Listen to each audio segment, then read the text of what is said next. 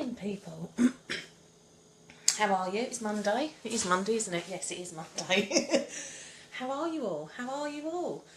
Well, I'm feeling really great today. I just thought I'd come on and talk about self-sabotage, why we do it, and how we can stop.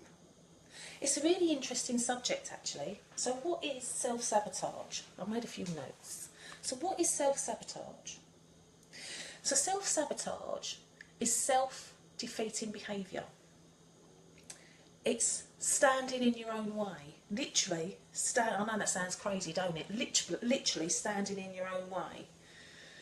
It's about actions that actually get in the way of your intent. And I've been thinking about this lately because this is a key issue, really, of why people don't actually fulfil their purpose and fulfil their life that they want to live. And self-sabotage can come in many, many ways, and some can be quite subtle. And in fact, most of them are quite subtle. And I'll give you an example. Let me give you an example of self-sabotage, because I'm guilty of it, or have been guilty of it. So when I was doing my dissertation for my masters, about 4 years ago now, it was one particular day, and in fact it probably happened on more than one occasion, that I would be at home studying. I was working as well, but I used to take time off. I actually used to have to use holidays to actually do the study to fulfil my dissertation. And it was quite a strenuous thing for me to actually do the study for this dissertation.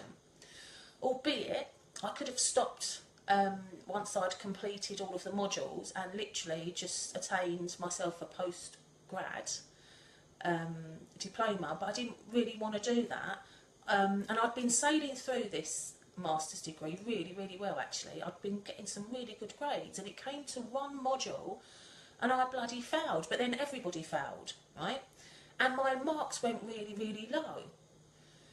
And I just thought, oh my God, this is just awful. Anyway, back to the dissertation. So I'd be at home and I would do everything in my power to not do the work.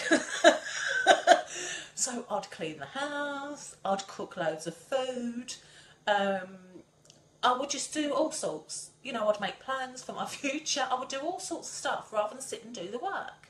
And that's a form of self-sabotage. That is me getting in my own way, getting in the way of my intent.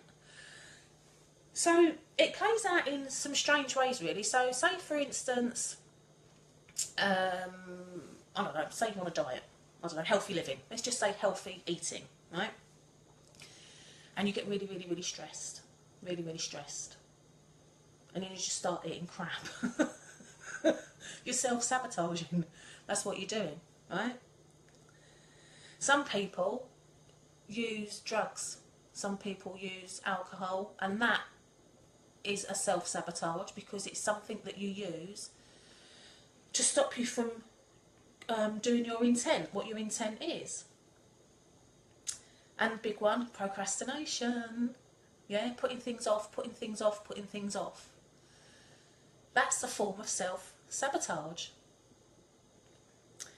So we make these plans, don't we? And we see other people doing these things. We see people living a really lovely life, you know, and you think, oh, I want to do that.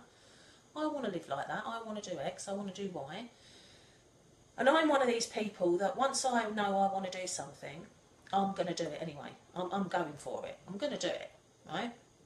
But we do all have moments where we may have doubts about what it is we're doing and stuff like that. Now, let me give you, explain what I'm going on about here. So, us as humans, what we like is we like consistency, and we like consistency and familiarity, right? That's what we like. We like the familiar and we like the consistent.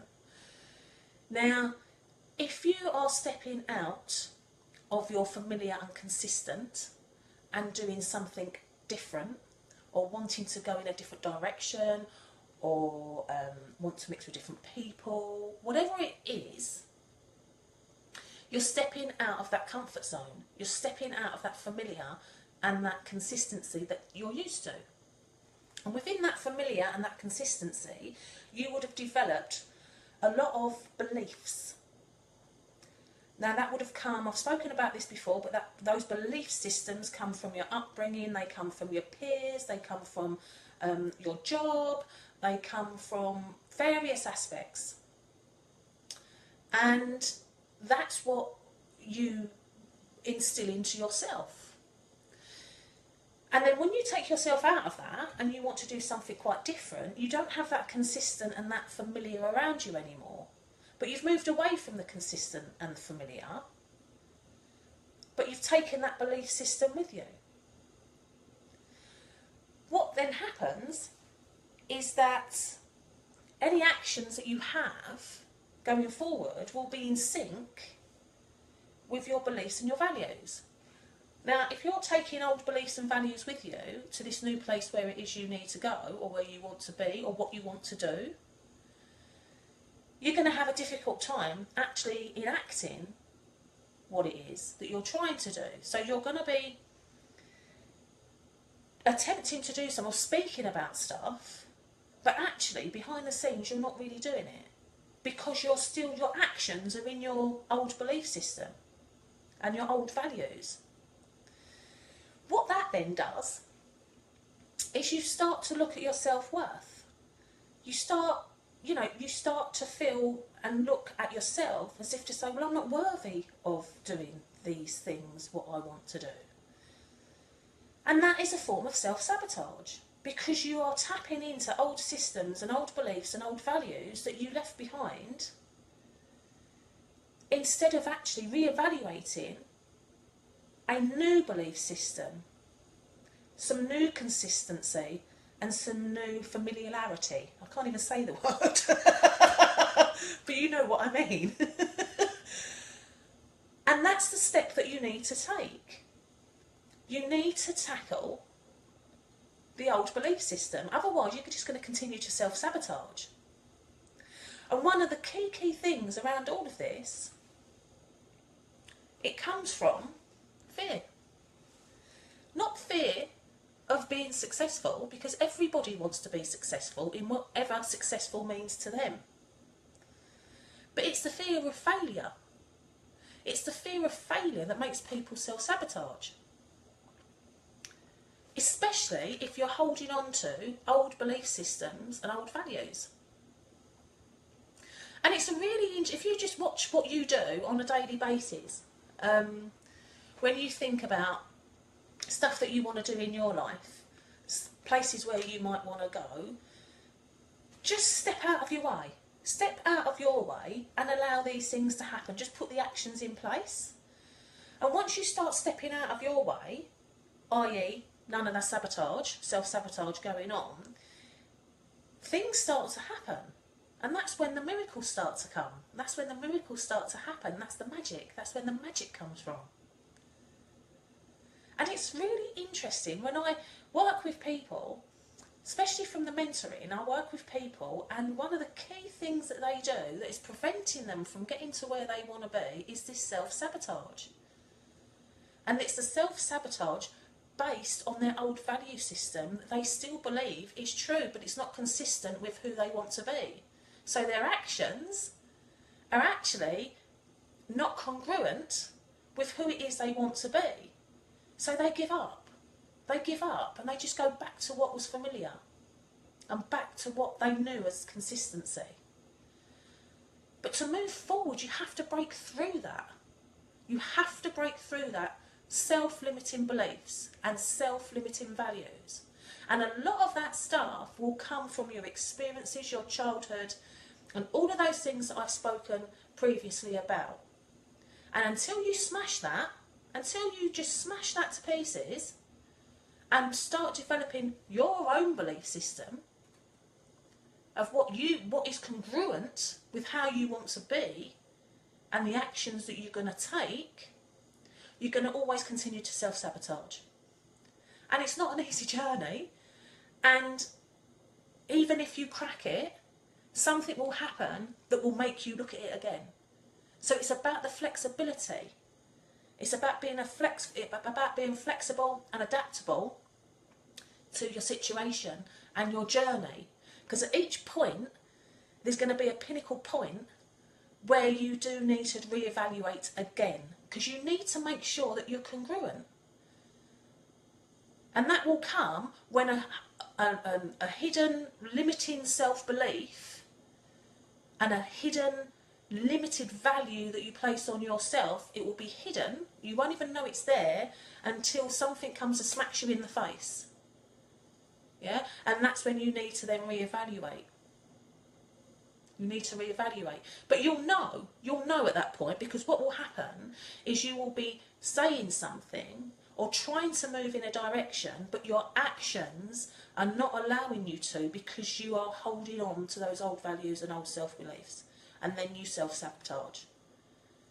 And because fear sets in, because you don't want to fail at whatever that is that you're attempting to do, you then literally self-sabotage.